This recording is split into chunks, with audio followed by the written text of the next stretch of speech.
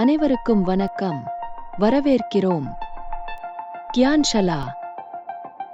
பிக்கு மற்றும் மாமா கியானி ஒரு கயவில் உட்கார்ந்து காபியை சித்துக் கொள்கிறார்கள். நல்ல பிகு. காபி அற்புதமான சுவை கொண்டது. நகரத்தின் புறநகர் பகுதியில் இந்த இடத்தை நீங்கள் எவ்வாறு கண்டுபிடித்தீர்கள்? உண்மையில் சில நாட்களுக்கு முன்பு அருண் இந்த கயவை பார்வையிட்டு அதை முயற்சிக்க கடுமையாக பரிந்துரைத்தார். எனவே நான் நினைத்தேன், அதை ஏன் உங்களுடன் ஒரு ஷாட் கொடுக்க கூடாது? இந்த அனைத்தையும் கொண்டுள்ளது.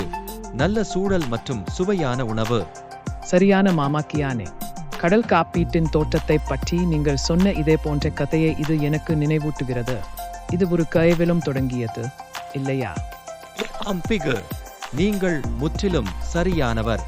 1688 ஆண்டில் லண்டனில் உள்ள லாய்ட்ஸ் காபி ஹவுஸ் கப்பல் உரிமையாளர்கள், வணிகர்கள் மற்றும் அண்டர்ரைட்டர்கள் ஆகியோருக்கு அபாயங்களை பற்றி விவாதிக்கவும் கப்பல்கள் மற்றும் சரக்குகளை காப்பீடு செய்வதற்கும் கூட்டம். இது உலகின் பழமையான மற்றும் மிகவும் பிரபலமான காப்பீட்டு சந்தைகளில் ஒன்றான லண்டனின் லாய்ட்ஸ் என இப்போது நாம் அறிந்தவற்றின் பிறப்பை குறிக்கிறது. இது காப்பீட்டின் தாய் என்றும் அழைக்கப்படுகிறது. சரி, கடல் காப்பீடு பொருட்கள், கப்பல்கள் மற்றும் சரக்குகளை கடன், ஆறு அல்லது வேறு ஏதேனும் நீர் அமைப்புகள் வழியாக கொண்டு செல்லும் போது பாதுகாக்கிறது என்பது எனக்கு தெரியும். ஆனால் அதற்கு அப்பால் என்ன? சர்வதேச வர்த்தகத்தில் பொருட்கள் அனுப்பப்படும் போது பெரும்பாலும் வாங்குபவருக்கும் விற்பனையாளருக்கும் இடையில் ஒரு ஒப்பந்தம் உள்ளது. இன்கோடெர்ம்ஸ், அதாவது சர்வதேச வணிக விதிமுறைகள், அந்த ஒப்பந்தத்தில் வாங்குபவர் மற்றும் விற்பனையாளரின் பொறுப்புகளை வரையறுக்க உதவுகின்றன. எனவே போக்குவரத்தின் போது யார் பொறுப்பேற்கிறார்கள் என்பதை இப்படித்தான் தீர்மானிக்கிறோம். சரியாக. இன்கோடெர்ம்ஸ் கப்பல் செயல்பாட்டின் பல்வேறு புள்ளிகளில் கப்பல் ஆபத்து மற்றும் செலவுகளுக்கு யார் பொறுப்பவர் என்பதை அடிப்படையில் தீர்மானிக்கிறது. விற்பனையாளருக்கும் வாங்குபவருக்கும் இடையில் பொருட்களின் பொறுப்பு எப்போது, எங்கு கைகளை மாற்றுகிறது என்பது இதில் அடங்கும். சரி, நான் இப்போது அதை பெறுகிறேன் என்று நினைக்கிறேன். ஆனால் குறிப்பிட்ட இன்கோடெர்ம்கள் உள்ளதா? நான் தெரிந்து கொள்ள வேண்டுமா?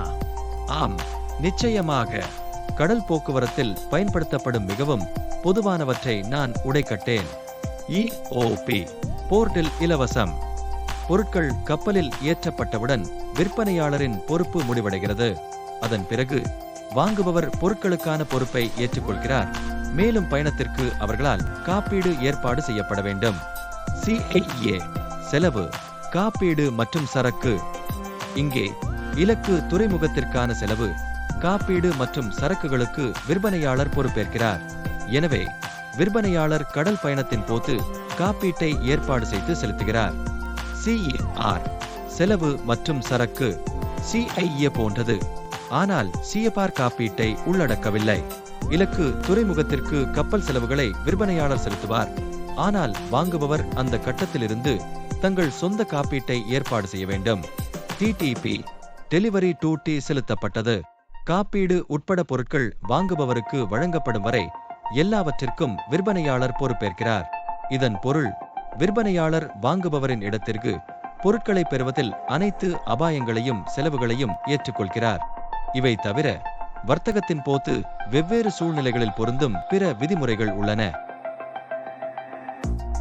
இது மிகவும் அருமையான.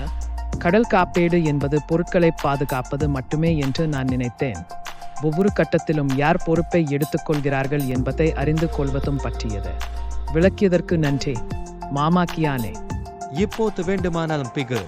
சர்வதேச வர்த்தகத்தில் இன்கோ சொற்களை புரிந்து கொள்வது முக்கியமானது என்பதை நினைவில் கொள்ளுங்கள், ஏனெனில் இது அபாயங்களை நிர்வகிக்க உதவுகிறது.